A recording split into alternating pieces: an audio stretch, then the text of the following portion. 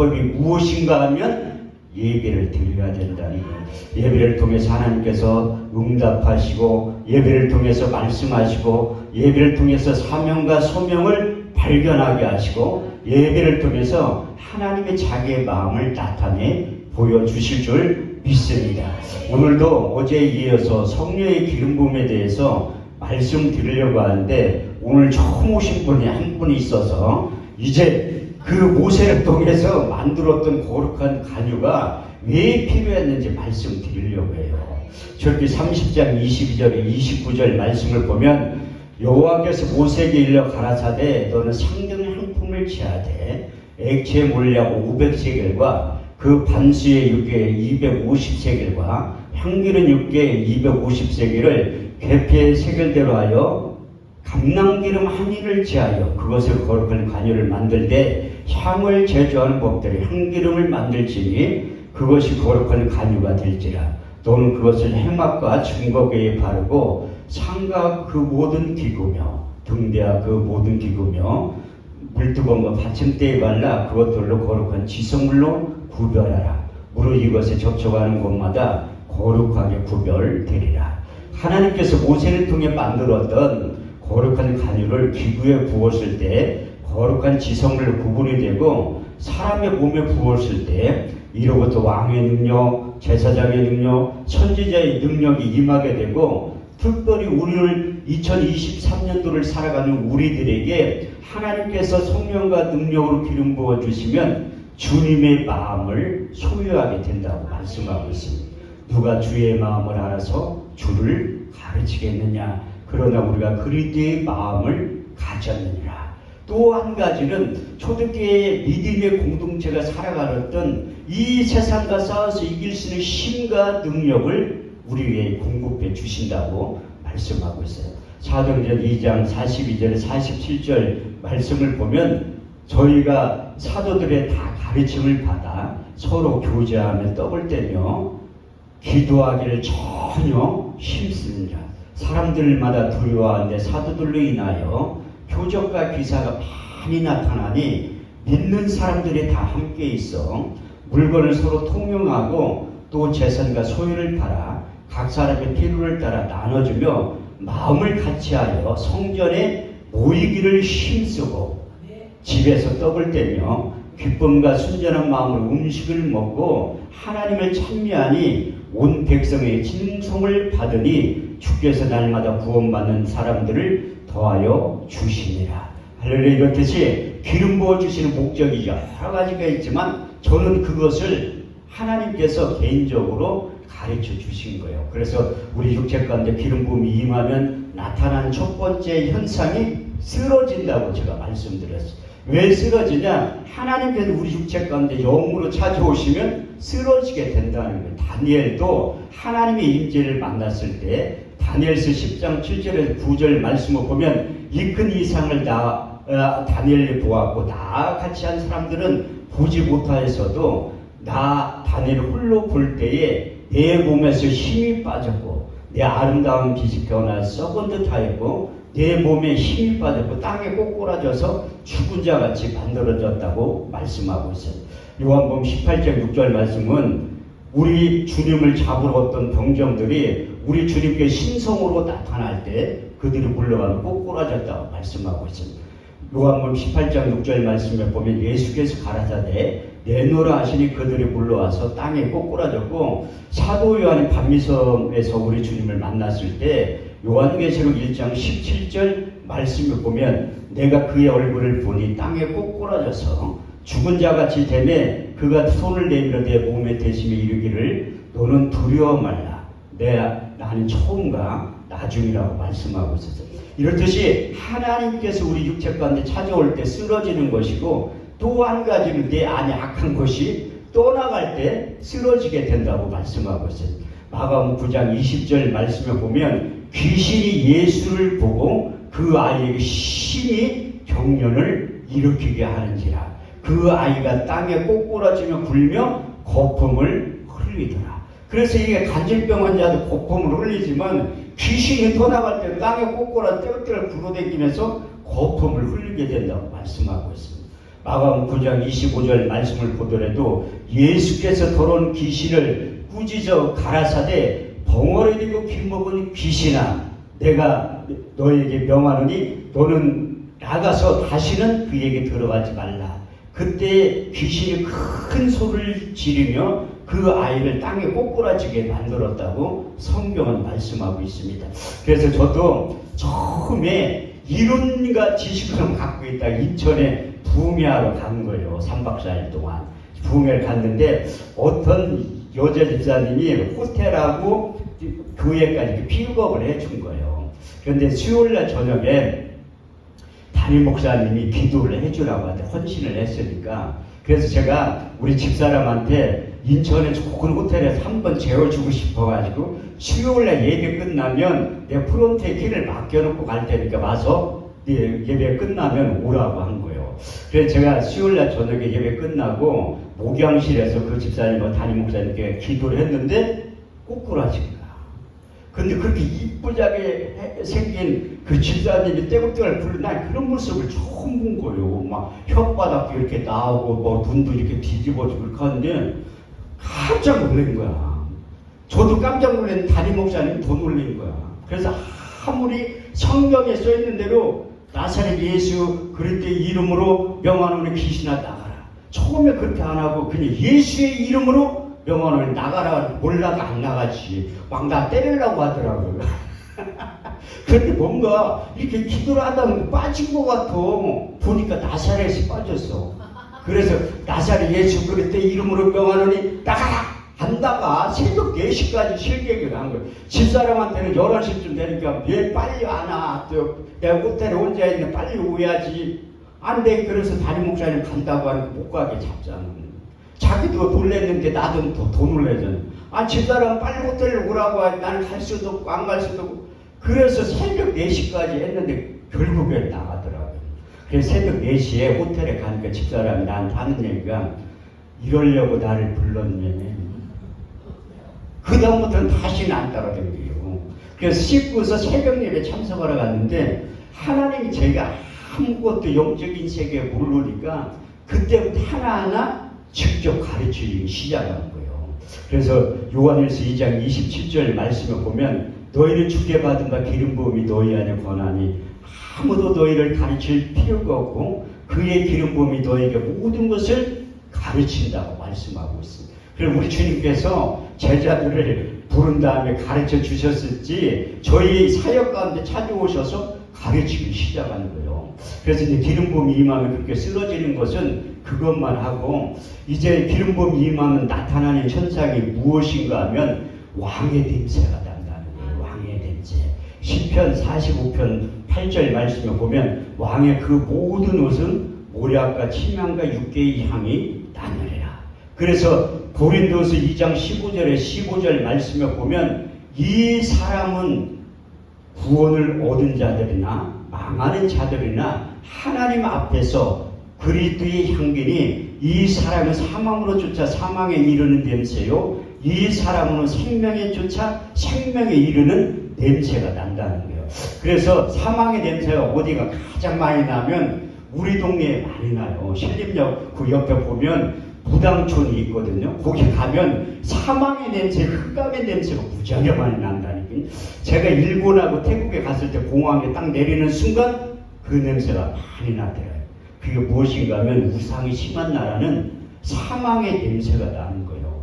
근데 내가 아까 내 점심 먹으면서 하나님의 냄새를 맡은 적이 있어요. 우리 원장님하고 전도사님이 내 앞에서 식사를 했는데 저분들한테 향수, 사람이 만든 향수가 아닌 하나님이 만든 천연 향수가 나더라고요. 그게 생명의 냄새, 하나님의 냄새라고 말씀하고 있어요. 그 아무나 나는 게 아니라 저도 신방을 갈 때 아파트가 그렇게 잘 꾸며놨는데 안 믿는 집에 가면 흑암의 냄새가 나요.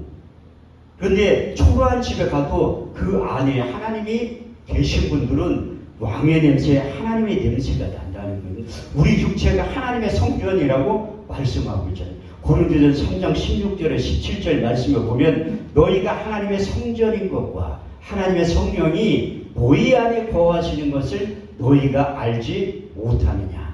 누구든지 하나님의 성전을 더럽히면 하나님이 그 사람을 멸하시리라. 하나님의 이 성전을 거룩하니 너희도 그러하니라. 그래서 우리 육체 가운데 하나님의 성전이 이라고 인식하고 하나님이 나와 함께 계신다는 것을 여러분들이 인지하면 여러분들이 육체 가운데 하나님의 냄새, 생명의 냄새가 나는 거예요. 그래서 제가 여기 처음 왔을 때도 이 수양관 안에 거룩한 관유의 냄새가 나더라고요. 그만큼 예비에 집중하니까 하나님께서 함께 계신다는 거예요. 여러분들의 눈에 보이지 않지만 우리 주님께서는 예배 시간마다 오래 보고 있다는 거예요. 마태복음 18장 20절 말씀에 보면 두세 사람이 내 이름으로 모인 곳에 나도 그들 중에 있겠다고 말씀하고 있어요. 또 기름 부음이 임하면 셋째 하늘에 갔다 올 수 있다는 거예요. 그 셋째 하늘이 어디냐면 우리 주님과 전능하신 하나님이 계신 곳이 셋째 하늘이라고 말씀하고 있어요. 사도 바울은 누구보다 겸손한 자라 한 번도 13권의 서신서를 기록할 때 잘난 척을 한 적이 한 번도 없어요. 그런데 유일하게 한 군데 잘난 척하는 곳이 기록된 내용이 고린도서 12장 1절의 4절 말씀에 이렇게 기록하고 무익하나마 부득불 내가 자랑하노니 주의 환상과 계시를 말하노라. 내가 그리스도 안에서 한 사람을 아노니 14년 전에 셋째 하늘에 이끌려간 자라. 그가 몸 안에 있었는지 몸 밖에 있었는지 나는 모르거니와 하나님은 아시느냐. 내가 낙원으로 이끌려가서 말할 수 없는 소리를 들었는데 사람이 가히 이르지 못할 소리를 들었다고 말씀하고 있어요. 그래서 사도 바울이 다메섹 도상에서 우리를 주님을 만나서 변해서 새 사람 된 것도 있지만 셋째 하늘에 갔다 와서 사명과 소명을 발견하게 된 거예요. 그래서 첫 번째 셋째 하늘에 갔다 와서 바울이 신앙 고백이 갈라디아서 2장 20절 말씀. 내가 그리스도와 함께 십자가에 못 박혔나니 그런즉 이제 내가 산 것이 아니요 오직 내 안에 그리스도께서 사신 것이라. 이제 내가 육체 가운데 사는 것은 나를 사랑하사 나를 위하여 자기 몸을 버리신 하나님의 아들을 믿는 믿음 안에서 살아가겠다고 작정한 다음에 사역을 하면 할수록 이제 로마서 14장 8절 말씀을 통해서 두 번째 신앙 고백을 하는데 우리가 살아도 주를 위하여 살고 죽어도 주를 위하여 죽나니 우리가 사나 죽으나 주의 것이라고 고백한 다음에 마지막 세 번째 신앙 고백과 같은 사도행전 20장 22절에서 24절 말씀을 통해서 에베소 교인들과 작별 인사를 할 때 이제 내가 예루살렘에 올라가서 이런 환경이 처해지게 되는데 이렇게 고백하고 있는 거예요. 내가 심령에 매어 예루살렘으로 올라가는데 거기서 무슨 일을 만날는지 나는 알지 못하노라. 성령이 밝히 말씀하시기를 결박과 환난이 나를 기다린다 하시나 주 예수께 받은 사명 하나님의 은혜의 복음을 증거하는 일을 마치려 하면은 나의 생명을 조금도 귀한 것으로 여기지 아니하노라. 그래서 왜 예루살렘에 올라가게 됐냐면 바울도 죽으러 간 거예요. 우리 주님도 이제 죽으러 그 예루살렘으로 올라가셨는데 마태복음 16장 13절에서 20절 말씀에 보면 가이사랴 빌립보 지역에 가서 이제 제자들에게 신앙 고백을 시켜요. 사람들이 인자를 누구라 하느냐. 더러는 세례 요한, 엘리야, 예레미야 선지자 중에 하나이다. 그러면 너희는 나를 누구라 하느냐. 주는 그리스도시요 살아계신 하나님의 아들입니다. 이렇게 고백했을 때 우리 주님께 바요나 시모나 내가 북이 있도다 이를 알게 하는 내 혈육이 아니요 하늘에 계신 내 아버지라고 말씀하고 있습니다. 그래서 여러분들도 예수를 주로 시인하는 거 쉬운 것 같지만 어렵다니까요. 우리 주님께서도 제자들에게 이를 알게 하는 내 혈육이 아니요 하늘에 계신 내 아버지라고 말씀하고 있어요.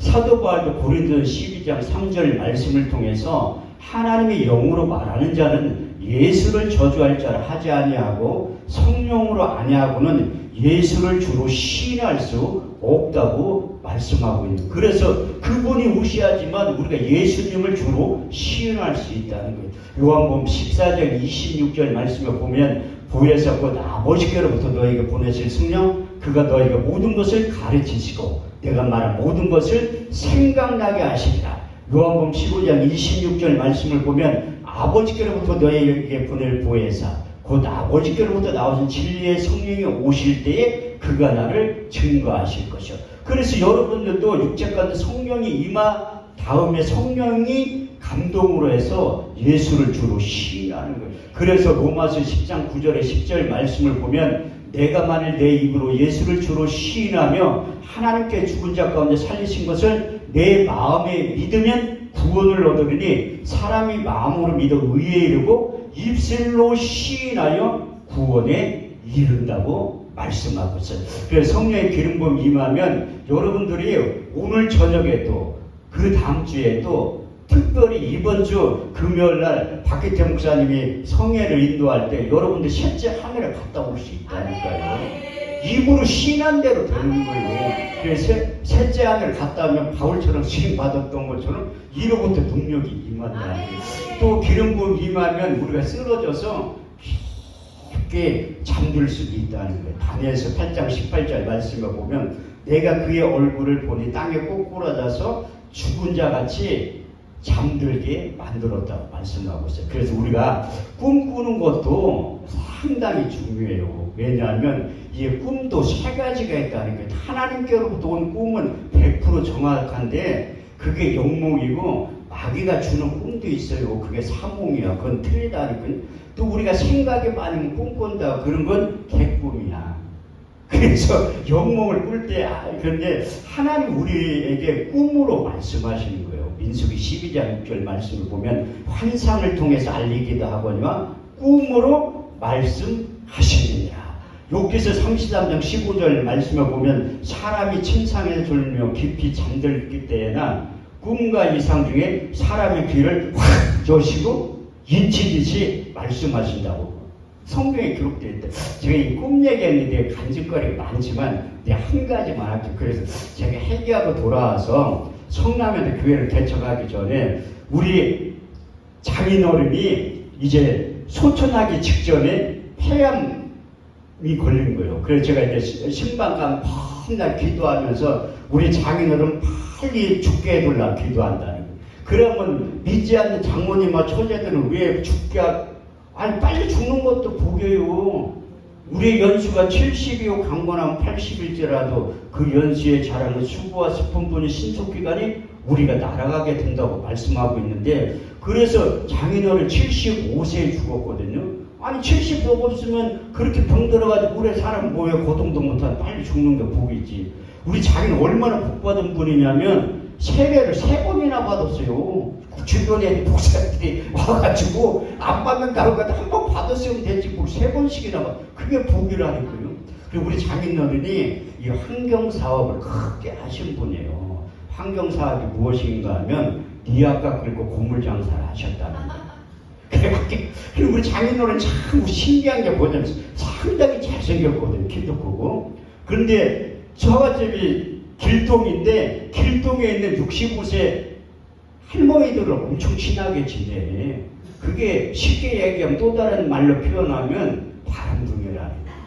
우리 장모님 그래서 내가 한번 따라다 내가 대학가고 한번 따라다 본 적이 있어. 진짜 바람둥이인가 아닌가 몰라. 아니에요. 그것도 사업이라고 친하게 지낼 수밖에 없더라고. 내가 볼 때 장모님 은처증이야. 의구죠. 그렇게 아니 그 사람 나가서 대인각 할 때 그렇게 친하게 지어야지 그 고물도 이렇게 받아가는 거지. 그래서 장인어른이 평생에 제가 교회 개척하는 거 이렇게 보고 돌아가시는 건데 그냥 못 보고 돌아가신 거예요. 그래서 자기가 벌어놓은 돈 1,000만 원을 교회 개척자금으로 준다고 하더라고요. 그래서 내가 할렐루야 했지. 그리고 우리 장인이 돌아가시고 그 영안실에서 다 모였을 때 내가 그 얘기를 하는 거예요. 그때는 이제 경황이 없으니까 안 믿는 처제들도 그냥 그렇게 교회 자금으로 건축원금 대신에 이제 한다고 하더라고요. 그런데 나는 그때 깨달은 빨리 그 돈을 갖고 하셔야 되는데 아직 계획을 안 해가지고 내가 나중에 갖고 오려고 한 거예요. 그래서 계약하고서 장모님한테 집사람 시켜 돈을 돌라고 하니까 안 준다는 거야. 보니까 막 무슨 년 막 쌍욕을 하더라고요. 네 아버지가 그렇게 환경사업에서 힘들게 돈 벌었는데 그걸 왜 가져가려고 하냐. 근데 전화기 뺏어서 그랬어요. 돈 필요 없다고. 근데 그때 하나님이 일하기 시작한 거예요. 새벽에 전화 왔어, 장모님한테. 꿈자리가 너무 뒤숭숭해서 돈 빨리 가져라. 여기서 7장 14절 말씀을 보면 하나님이 꿈으로 깜짝 놀래킨다고 써있다니까요. 그리고 이 성경 속에 있는 말씀들이 지금도 나타나기 시작한. 그리고 우리 장모님이 꿈 한번 잘못 꿔가지고 1,000,000원 헌금했다니까요. 그래서 하나님의 역사는 이렇게 이루어지고 있는 거예요. 그래서 이게 치유의 기름 부음이 들어가면 우리가 아무리 연세가 있어도 80까지는 장수하는 게 하나님의 뜻이에요. 출애굽기 23장 25절에 26절 말씀을 보면 너희는 너희 하나님 여호와를 섬겨라. 그러면 내 양식과 물에 복을 내리고 너희 중에 병을 제하리니 내 나라에 나타나는 자가 없고 잉태치 못하는 자가 없을 것이라. 내가 너희 날수를 채우리라. 구약적인 표현은 날수라고 표현하고 있고 신약적인 표현은 연대라고 표현하고 있습니다. 사도행전 17장 26절 말씀을 보면 인류의 모든 족속을 한 혈통으로 만드사 온 땅에 거하게 하시며 저의 연대를 정하시며 거주의 경계를 하나셨다고 말씀하고 있어요. 그래서 하나님께 정해놓은 연대가 있다는 거예요. 최초에 아담 시대에는 평균 수명이 900살이에요. 900살. 아담은 930살까지 살았고 가장 오래 산 사람이 무드셀라라는 사람인데 969살까지 살았다는 거예요. 우리 집사님하고 권사님이요, 그 아담 시대에는 소녀에 지나지 않는다는 게 평균 나이가 900살인데 지금 내가 볼 때는 60도 안 됐잖아요. 그러니까 소녀에 지나지 않는다는 거예요. 그런데 왜 그 평균 연대가 900살, 120살 확 줄었냐면 사람이 죄가 관여했기 때문에 평균 수명이 900살에 120살 확 줄은 거예요. 사람이 제가 세상에 관영한가 그 모든 계획과 생각이 항상 악한 것뿐을 아시고 하나님이 사람 지으셨음을 한탄하셨고 창세기 6장 3절 말씀에 보면 여호와께 가라사 나의 영이 사람과 함께하지 아니하리니 이는 그들의 육체가 됩니다. 그러나 그들의 날은 120년이 되리라. 그 평균 수명이 900살에서 확 줄고 120살. 120살은 왜 7, 80년대를 확 줄었냐면 시편 90편 10절에 써있다니까. 우리 평균 수명에 대해서 우리의 연수가 70이요 강건하면 80일째라도 그 연수의 자랑은 수고와 슬픔뿐이요 신속히 가니 우리가 날아가게 된다고 말씀하고 있어요. 본인이 나이가 먹었나 안 먹었나 느낄 수 있는 방법은 하루는 안 가는데 1년은 빨리 가는 거야. 그럼 늙었다는 증거라고 하더라. 저도 몇 살 안 먹었는데 어느 몇 년 전부터 이상하게 1년이 순식간에 간 것 같아. 하루는 안 가는데. 그게 이제 주님 앞에 갈 때가 다가왔다. 우리 집안이 60대면 다 죽어요. 저주받은 인생이라. 우리 엄마도 60에, 아버지도 60에, 삼촌들도 고모도, 우리 큰형도 60에 다 죽었다니까. 저도 몇 년 안 남았어요. 2년밖에. 근데 제가 목사 되고 가문의 저주가 끊어지기 시작하니까 우리 큰 누나가 70이 다 됐는데 여태까지 하나님의 은혜로 여태까지 살고 있다니까. 우리 누나도 형도 내 덕분에 사는 거예요. 옛날에는 저 가면 금천아 왔냐 그랬는데 우리 누나 친구들이 권사님이 교육을 시켜가 나가면 목사님 오셨어요 그렇게 한다니까. 지금은 내가 아무리 내가 동생이라도 금천이라고 사람들이 있을 때 우리 단둘이 있을 때 불러도 되는데 사람 있을 때 부르면 안 된다고 목사님. 아무리 내가 얘기해도 말을 안 듣는데 친구 권사님 얘기하니까 듣더라. 그래서 이게 권사님들이 나가서 그 복음 전하는 것도 중요하지만 교회의 윤리와 도덕적 그런 거 가르치는 것도 안 믿는 사람들이 그런 걸 경청한다니까요. 그래서 하나님께서 이 사람들에게 이 평균심을 주고 건강의 복, 장수의 복이 임하는 게 복이라고 말씀하고 있어요. 그래서 하나님께서 우리에게 기름을 부으시니가 하나님이라고 제가 어제 저녁에 말씀드렸잖아요. 그래서 출애굽기 15장 26절 말씀을 보면 하나님이 또 다른 이름이 여호와 라파, 치료의 하나님이라는 거예요. 너희는 너희 하나님 여호와의 말씀은 청종하고 나의 복에 의를 행하며 내 계명의 길을 기르고 내 모든 글을 행하면 내가 애굽 사람들이 내린 모든 질병의 하나라도 너희에게 내리지 아니하리니 나는 너희를 최고하는 여호와 하나님이라. 그래서 하나님의 정의를 연대까지 사는 게 복이라고 말씀하고 있어요. 그래서 이제 시편 기자도 여호와 내 하나님이여 내가 여호와께 부르짖음에 내 병을 고치셨나이다. 시편 30편 2절 말씀에 그렇게 하고 우리 주님께서도 채찍에 맞음으로 너희가 나음을 입었다고 말씀하고 있어요. 그래서 저도 병이 없을 수가 있잖아요. 살다 보면. 그런데 그 병 들었을 때 항상 이사야 53장 1절에서 6절 말씀을 암송을 한다니까요. 우리의 전한 것을 누가 믿었느냐? 여호와의 발에 네게 나타났느냐? 그는 주 앞에서 자라나기를 연한 순 같고 마른 땅에 낳은 줄기 같아서 곤 모양도 없고 풍채도 없으죠. 우리의 복에 흥분할 만한 아름다운 것이 없도다. 그는 멸시를 받아 사람에게 실어버림 받았으며 간고를 많이 겪었으며 질고를 아는 자라. 마치 얼굴을 가리고 사람을 바라보지 않음을 받는 자 같아서 멸시를 당하였고 우리도 그를 기여기지 아니하였도다. 그는 실로 우리의 질고를 지고 우리의 슬픔을 당하였거늘 우리는 생각하기를 그는 하나님께 징벌을 받아서 하나님께 맞으며 고난을 당한다 하였노라. 그가 찔림은 우리의 허물을 인하며 그가 상함은 우리의 죄악을 인함이라. 그가 징계를 받으면 우리가 평을 누리고 그가 채찍에 맞음으로 우리가 나음을 입었도다. 그래서 하나님의 약속의 말씀이 약의 약. 잠언 4장 20절 22절 말씀을 보면 내 아들아 내 말에 주의하면 내가 이르는 것에 내 귀를 기울이라.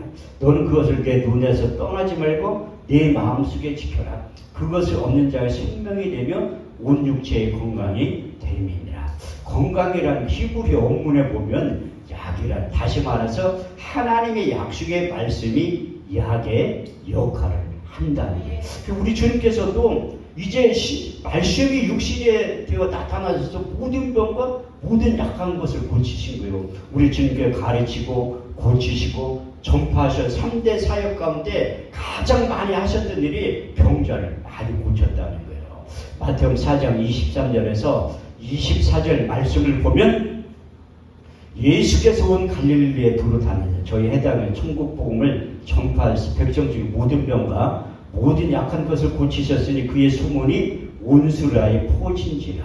백성들 모든 앓는 자, 곧 각색병과 고통에 걸린 자, 간절한 자, 귀신 들린 자, 중풍병자를 거기서 다 고치셨다고 말씀하고 있고, 마태복음 8장 17절 18절 말씀을 보면 예수께서 말씀으로 귀신을 쫓아내며 모든 병과 모든 약한 고치셨으니 이는 선지자 이사야가 하신 말씀에 우리의 연약함을 친히 담당하시고 병을 짊어지셨다함을 이루려 하십니다.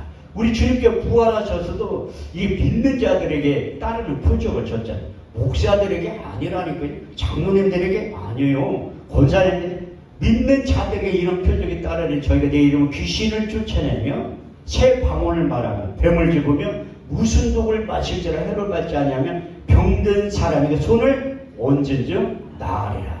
제가 이제 보니까 이 주변에 병원 다 망하게 생겼다니까요. 이 원장님이 안수만 하면 이제 병자 다 낫는데 의사들이 돈벌이가 없어진다니까요. 왜? 성경에 그렇게 써있는 거예요. 저도 의대에 나오고 의사 면허 있다고 했잖아요. 목사님들, 아니 권사님들 다 있다니까요. 병 고치는 능력이. 사용을 안 해서 그런 거예요. 의사 면허 있으면 뭐에 안 쓰는데. 한 번도 제가 이렇게 집회를 하면 목사님들 와가지고 그 병 고치는 능력은 사도행전 시대에 끝났다고 하면 생전 안 나타나요. 아니 병자를 고쳐본 일이 있어야지 그런 걸 담대히 선포를 하지. 아니 목사님들이 병원 좋은데 소개시켜주고 있어.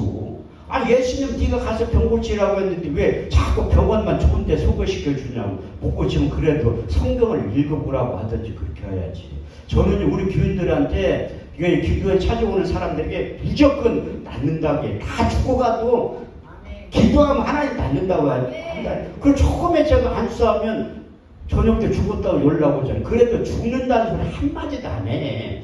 그럼 막 뭐라고 왜 죽었냐고. 아유, 그 생명의 생사하고는 하나님이 결정하는 거지. 나는 기도하라고 해서 하는 거라고 그렇게 하는 거예요. 아니, 기도하는 목사가 믿음 있이 기도해도 죽는데 믿음 없이 기도하면 차라리 안 하는 게 낫죠. 그러니까 저는 환자들 오면 그냥 한대 아니고요. 고치고 안 고치는 하나님의 역사고 나는 입으로 선포하는 거예요. 그래서 입으로 선포할 때 하나님 너는 이 약속의 말씀에 근거해서 선포하라고 가르쳐 주신 말씀도 있어요. 이사야 55장 11절에 12절 비 왔느니 하늘에서 내려 다시 그리로 가지 않고 토지를 적시어서 싹이 나게 하며 열매를 맺게 하여 파종하는 자에게 종자를 주며 먹는 자에게 양식을 줌과 같이 내 입에서 나가는 말 헛되이 내게로 돌아오지 아니하며 나의 뜻을 이루며 나의 명하여 보낸 일에 형통하리라.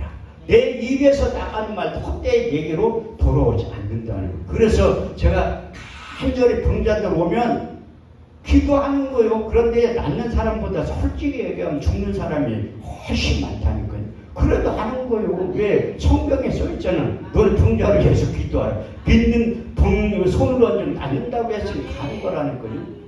그런데 여러분들도 부지런히 하셔. 아프면 병원에 가지 말고 이렇게 내가 손 얹고 기도해서 안 되면 원장님한테 찾아오라는 거예요. 여러분들은 못 고쳐도 원장님 다 고칠 수 있어요. 그 믿음 갖고 와야 돼. 저도 이렇게 안수기도 할 때, 안수기도에 삼박자에 대해서 말씀드렸잖아요.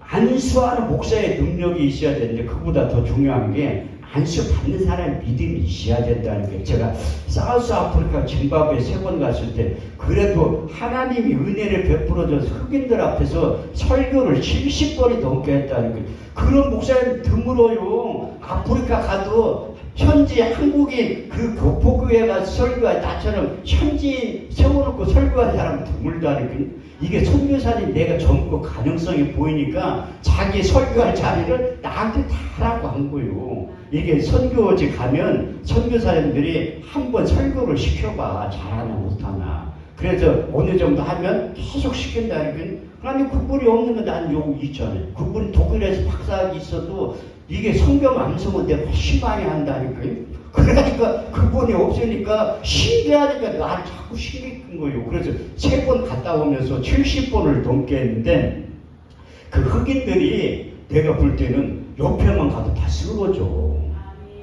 그 선교사님이 나한테 한국에서 체면을 배웠냐고. 체면을 배운 게 아니라 그분들의 믿음으로 그렇게 쓰러지는 거라는 게 그분들 한 번 예배에 참석해서 8시간, 9시간 걸어서 와요. 우리 권사님 아무리 걸어도 9시간 안 걸리죠. 여기서 9시간 예배 드리려면 저 부산에서 왕복 가야지 9시간 걸린다니까요. 그런데 그분들 그렇게 걸어서 오는 거 예배 한번 참석하려고. 그러니 손만 대면 그냥 병자들이 뻘떡뻘떡 일나지. 내가 거기에 아프리카에 사역할 때 좀 그렇게 일어나면 내가 우리나라에 못 돌아다닌다니까요. 근데 안 나타나. 내가 곰곰이 생각해보니까 그분들의 믿음으로 일어난 거지 내가 능력이 있어서 일어난 게 아니라는 거예요. 그래서 하나님이 믿음 있는 자를 사용하시고 믿음 때문에 병자가 낫게 되는 거예요. 그래서 여러분들이 내가 이제 60이 넘은 분들은 하나님께서 이제 80까지 나이만 안 죽도록 구하고 존귀한 인생이 되게 해보려고 기도하셔야 돼요. 그리고 이렇게 여기도 이렇게 설교 말씀이고 식사하고 오시가 아니라 졸업이 슬슬 찾아오는데 지금부터 이제 돈 내기를 하려고 해요. 이 재정의 기름 부음 얘기하면 잘다가 잠이 번뜩 깨진다.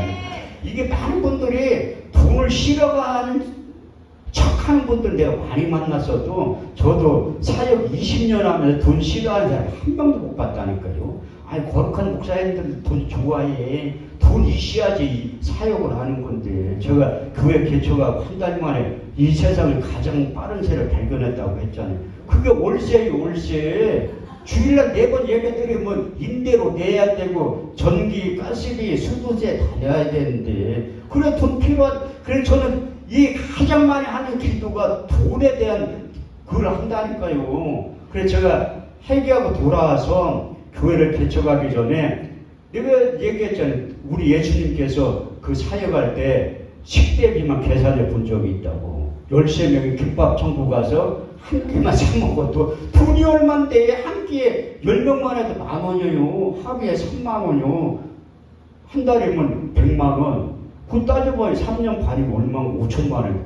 누군가는 돈이 냈다니까요. 그게 헤롯의 총직의 부사의 아내 요한나 수사네 그의 많은 여자들이 예수님을 숨겼다고 누가복음 8장 3절 말씀에 정확하게 기록되어 있죠. 그래서 내가 이 돈 문제가 해결되지 못하면 나는 목회를 못할 것 같아가지고 어느 모 교회에 부흥에 참석을 한 거예요. 그래서 우리는 또 어렸을 때부터 신앙생활했으니까 부흥에 참석할 때는 항상 헌금을 드려야 되는 거예요. 이게 이제 세뇌가 됐잖아요. 세뇌가 된 게 아니라 그게 이제 의식 같아서 부흥회 갈 때는 헌금을 드리는 거예요. 그렇게 생각. 그래서 집사람한테 돈 좀 달라고 하니까 집에 돈이 어디 있냐. 돈 갖다 준 지가 2년이 넘었는데 무슨 돈이 있니. 시급자 돼가지고 그렇게 됐는데 그러면 내가 결혼할 때 팸을 해준 거 있지. 물 한 잔 가서 팔아가지고 와. 그래서 팔아가지고 왔어요. 내가 그거 돈 잊어먹지도 않고 93만 원. 그거 가지고 우리 집사람은 한 10만 원을 줄 줄 알았는데 다 가져갔지. 나는 목회 시작하기 전에 전 재산 하나님 앞에 드리고 싶은 거야. 내가 돈이 없게 망정이 몇 억만 있어도 한참 시험을 들 뻔했다는. 전 재산이 94만 원인데 이게 간단하게 들을 수가 있잖아요. 없는 게 복이라는. 난 그게 어디 가서 친구 목사님들한테 난 전 재산을 드리고 바치고 목회를 시작한 사람 얘기 다 드렸다니까. 전 재산 93만 원. 그래서 그거 가지고 교회 가서 3박 4일 동안 먹고 자고 하고 책 사고 테이프하고 사고 다 헌금해 버린 거예요. 이게 사단이 혼미한 영을 집어넣으면 헌금 본전 생각 나게 한다니까요. 왜 사대기 5장에 헌금하고 죽은 사람 있잖아. 아냐니아 삽비라. 나는 그 실수를 본받지 않기 위해서 내 전재산 그 빼놓고 다 헌금한 거예요. 그러면 하나님 월요일날 응답 주면 얼마나 좋아. 나를 누구보다 잘 알잖아. 내가 그 교회에 있겠어요? 벌써 도망가지? 집에 가지. 그래서 하나님이 화요일날도 응답도 없어. 수요일날도 없어. 내가 그럴 줄 알았다고 항상 기도. 하나님은 역전의 명수나 목요일날 저녁에 응답하시고 3가지 강사 목사님 설교를 하는데 말씀을 통해서 응답을 받은 거예요. 첫 번째 고린도전서 9장 11절 내가 너에게 신령한 것을 뿌렸은즉 너의 육신인 것을 거두는 것을 가다하지 마라. 내 영적인 능력이 나타나면 돈 갖고 찾아온다는 거야. 두 번째는 너는 딴짓 이중직 하지 말고 교회에서 나는 헌금을 가지고 목회를 하라는 거예요. 고린도전서 9장 13절 말씀을 보면 성전의 일을 하는 이들은 성전에서 나는 것을 먹으며 제단을 모시는 자는 제단에서 나는 것을 먹으라 하는 거예요. 그게 지금 이렇게 보면 우리 교회나 기도원 앞에 있는 분들이 나 보면 맨날 먹고 논대 목사님. 나 먹고 안 놀아요. 예배 드리는 게 일인데. 그분들이 볼 때는 맨날 먹고 논대. 제 위에 바로 누나하고 매형도 저만 보면 우리 부부는 둘이 이래도 먹고 살기 힘든데 니네 부부 같으면 맨날 평생을 먹고 도는 것 같으면 어떻게 먹고 사니? 우리는 하나님이 주는 돈으로 먹고 산다고. 세 번째 응답받은 이 말씀 때문에 제가 교회를 개척한 거예요. 마태복음 21장 1절 4절 말씀을 보면 사람들이 예루살렘에 가까이 와서 감람산 벳박에 이르렀을 때에 예수께서 두 제자를 부르시니 이르시되 너희는 맞은편 마을로 가라. 곧 매인 나귀 새끼와 있는 것을 보리니 풀어 내게로 끌고 오너라. 누가 무슨 말을 하거든 주가 쓰시겠다. 그래야만 즉시 보내리니 이는 선지자가 하신 말씀을 오늘과 같이 이루려 하십니다. 이 3가지의 응답을 받고 교회를 개척한 거예요. 근데 성경에 보면 하나님이 우리에게 있어야 될 필요한 모든 것을 채우시고 공급해 주신다는 그 비밀을 깨달은 거예요. 우리가 최초의 인간 아담에게 부르고 창조하신 다음에 이런 복을 주셨다고 말씀하고 있습니다. 창세기 1장 27절에서 28절 말씀을 보면 여호와 하나님이 하나님의 형상대로 사람을 창조하시되 남자와 여자로 창조하시고 그들에게 복을 주시니 이르시되 생육하고 번성하여 땅에 충만하라. 땅을 정복하라. 바다의 고기와 공중에서 나는 것들을 다스릴 수 있는 능력을 주셨다. 그래서 모든 만물이 아담 거라는 거예요. 그런데 복하면 떠오르는 인물이 있잖아요. 아브라함. 아브라함도 하나님이 그에게 복 복을 주신 거요. 창세기 12장 1절에 3절 말씀을 보면 여호와께서